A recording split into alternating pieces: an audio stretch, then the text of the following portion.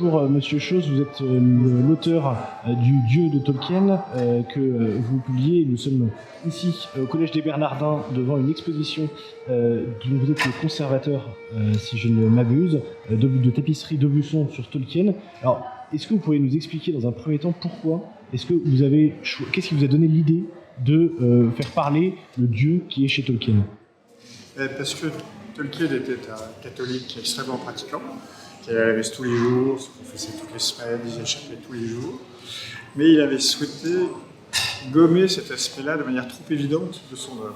Il n'aimait pas l'allégorie, donc il souhaitait que sa foi rayonne de manière invisible. Ce qu'un de ses lecteurs, qui se disait pourtant athée, lui avait écrit une lettre en disant « Votre œuvre rayonne de spiritualité, mais comme éclairée par une lampe invisible ». Il était assez fier de ça. Alors, les Bernardins, vous le savez peut-être, appartiennent à l'Église catholique et se veulent être une passerelle entre la société laïque et l'Église. Et donc, quoi de mieux qu'un auteur mondialement célèbre, catholique, mais ayant voulu parler au monde entier par le biais de son mythe. Alors, il ne parle pas du Dieu dans Le Seigneur des Anneaux, dit dans le Hobbit. Par contre, dans le Silmarillion, Dieu est nommé. Mais c'est vrai que le Silmarillion est beaucoup moins connu.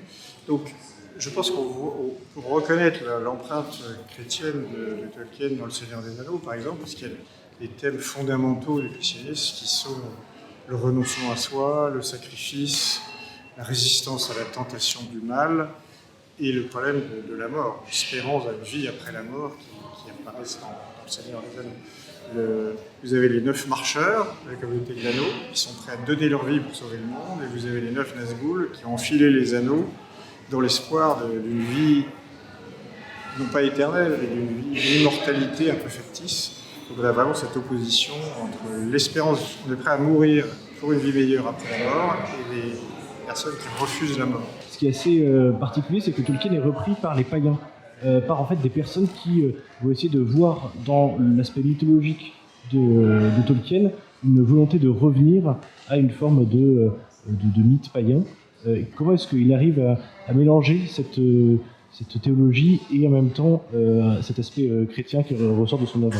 Alors, je pense que ça montre que Tolkien va bien au-delà de sa simple sphère chrétienne qui était la sienne au départ, parce qu'il aborde les problèmes, je dirais, de toute l'humanité, un peu comme on évoquait tout à l'heure, le rapport à la nature, le rapport au mal, donc il va bien au-delà, et donc c'est pas étonnant que d'autres traditions ou d'autres personnes se retrouvent aussi dans Tolkien. Ça serait, je pense, une erreur de dire qu'il est impératif d'être chrétien pour comprendre, pour aimer Tolkien.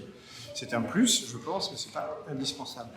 C'était un philologue, spécialiste en littérature médiévale et littérature scandinave, qui reprend aussi des histoires, en les changeant un peu, mais des histoires qui viennent de la mythologie scandinave. Donc on peut y retrouver des traces de mythologie païenne et chrétienne. Ça peut arriver. Et surtout aussi, c'était un écologiste invendeur, amoureux de la nature. Donc certains veulent voir dans les Ents, par exemple, des figures proches du dieu Pan, par exemple, dieu de la nature, des figures primordiales de la nature. Je pense que c'est un peu tirer un peu loin sa pensée réelle, mais après tout, pourquoi pas. Quand une œuvre est publiée, chacun a le droit d'en faire ce qu'il veut. Il y a une notion très importante chez Tolkien qui est le libre arbitre. Tous les êtres sont libres de leur destin, y compris Sauron lui-même. Dans le Conseil d'Elrond, Elrond dit nul n'était mauvais à l'origine, même Sauron ne l'était pas. Et il s'est laissé corrompre petit à petit. Et on voit tous les personnages dans Le Seigneur des Anneaux sont à un moment ou à un autre confrontés à un choix. Je bascule du côté du bien ou pas. Le thème principal, je pense, c'est celui du renoncement. Il faut accepter de sacrifier quelque chose dans sa vie pour mériter le bien. Avant toute chose, il faut imaginer Tolkien comme étant un conteur. Il racontait des histoires à ses enfants, puis après il en faisait des livres, il racontait des histoires à ses amis. Le Seigneur des Anneaux a d'abord été raconté à ses amis dans un pub, ils se revoyaient une fois par semaine, ils se racontaient des histoires entre eux, etc. Donc c'est d'abord un conteur. Et je pense simplement qu'il était tellement imbibé de valeurs chrétiennes que ça transparaît, mais pas forcément de manière volontaire de sa part, je pense. Mais c'est le côté, je pense, génial, en fait, de sa part,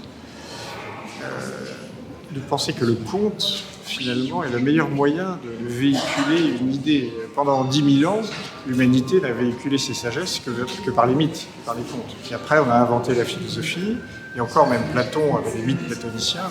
Après, on a eu 200 ou 300 ans de rationalisme, de littérature naturaliste, etc. Et cette idée, au milieu du XXe siècle, de dire je vais revenir à un conte pour faire passer une idée, faire passer des valeurs, faire passer une philosophie, donc ce qu'on a dit tout à l'heure sur le renoncement de soi, sur la résistance à la corruption, je pense quelque chose de génial.